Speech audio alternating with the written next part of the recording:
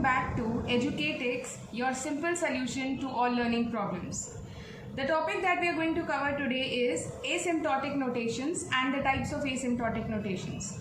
Asymptotic notations in DA is a very important topic, so please stay connected throughout this video. Now, in a very basic term, if I say what is asymptotic notation, it is a mathematical way of representing the time complexity.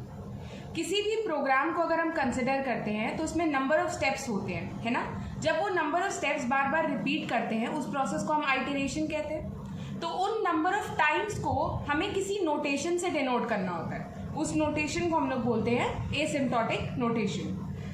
In a more precise form या bookish language में अगर मैं बोलूँ कि asymptotic notation क्या है, I can say it that it is a short hand way to write down and talk about the fastest possible and the slowest possible running time of an algorithm.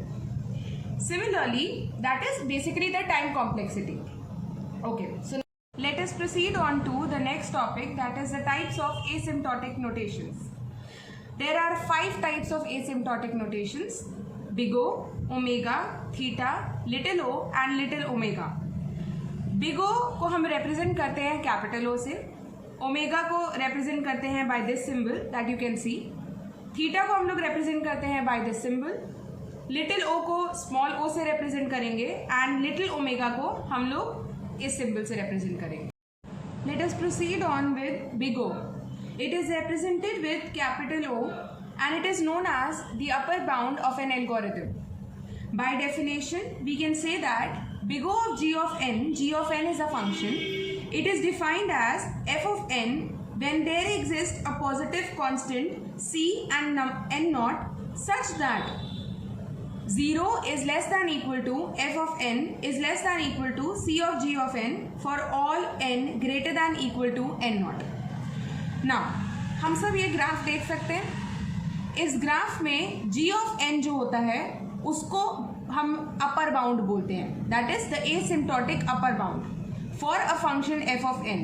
Now, since we can refer the definition that f of n is less than equal to c of g of n, therefore in the graph f of n is lower and c of g of n is higher. Now, let us understand this concept more clearly with the help of an example. Suppose we have been given a question. Let us consider the function f of n equals to 4n plus 2. We have to find the big O notation for this. अच्छा, अभी definition को अगर हम consider करें तो हमारे पास definition में 2 terms हैं. एक है f of n, एक है c of g of n. c और n को हमने डेफिनेशन में देखा कि वो कांस्टेंट्स होते हैं, तो हमें डेफिनेटली उनकी वैल्यू कैलकुलेट करनी पड़ेगी, है ना. तो अभी हम नोटिस करते हैं कि g of n क्या होता है, c क्या होता है और n क्या होता है, सच दैट ये फंक्शन फुली सेटिस्फाई हो. Now we have been given that f of n is equal to 4n plus 2.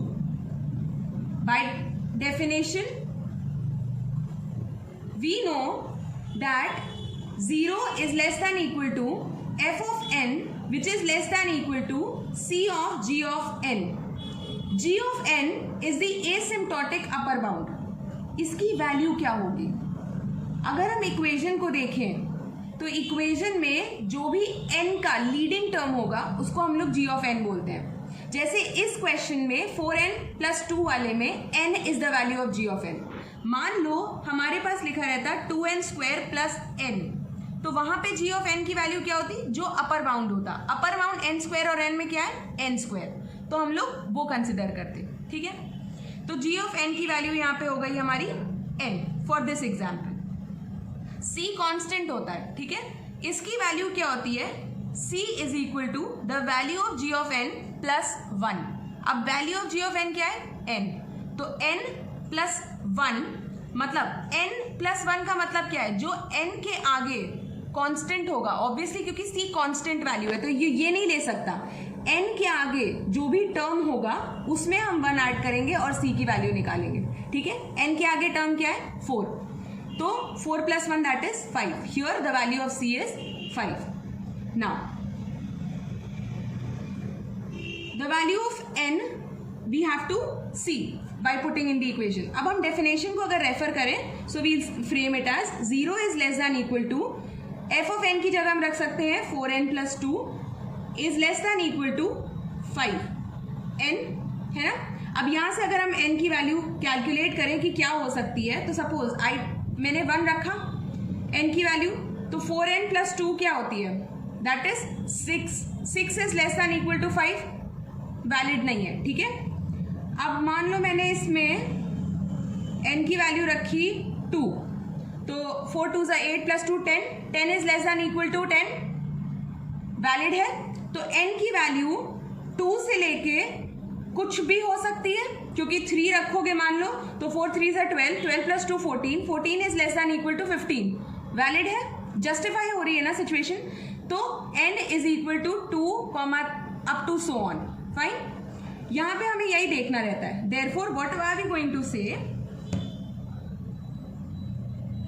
that the inequality f of n equals to 4n plus 2 holds for c equals to 5 and n equals to 2 up to 5. Hence the final answer we can give is f of n is equal to big O of the function n for c equals to 5 and n greater than or equal to 2. Let us proceed on with the next type of asymptotic notations, that is the omega notations. Omega notations को हम लोग represent इस symbol से करते हैं and it is known as the lower bound of an algorithm. By definition, omega of g of n is equal to function f of n when there exists positive constants c and n naught such that 0 is less than equal to c of g of n is less than equal to f of n for all n greater than or equal to n naught. अगर हम graph को refer करें तो हमें साफ पता चल रहा है कि g ऑफ n क्या है, हमारा लोअर बाउंड है, और f ऑफ n हमारा अपर बाउंड है। Therefore we also say that g of n is an asymptotic lower bound for the function f of n। इस नोटेशन को भी हम लोग एक एग्जाम्पल के थ्रू समझेंगे। Now the example is, first let us consider the function f of n equals to 4n plus 2। We have to find the omega notations for this particular function. So we have been given that f of n equals to 4n plus 2. Now we have to find the omega notation. अगर हम consider करें definition को, तो we know that we need to know the values of c, n and g of n. g of n जैसे वहां बताया था बिगो notation में, सिमिलरली यहाँ पे भी g of n is a leading term. तो यहाँ पे g of n की वैल्यू क्या हो जाएगी, सेम, दैट इज n. अगर बिगो नोटेशंस आप सबको याद होगा, तो बिगो नोटेशंस में मैंने बोला था कि कांस्टेंट c की वैल्यू जो होती है, बिगो नोटेशन के आगे जो भी कांस्टेंट लिखा रहता है उसमें +1 करेंगे तो c की वैल्यू होती है, that is for big O notations. For omega notations the value of c is the constant that is ahead of the value of g of n. तो यहाँ पे c की वैल्यू क्या हो जाएगी, 4, ठीक है। n की वैल्यू हम इक्वेशन में पुट करके सॉल्व करेंगे, जैसे हमने वहां पे किया था। Similarly we'll write the definition, 0 is less than equal to c of g of n, c of g of n that is 4n is less than equal to f of n that is 4n plus 2.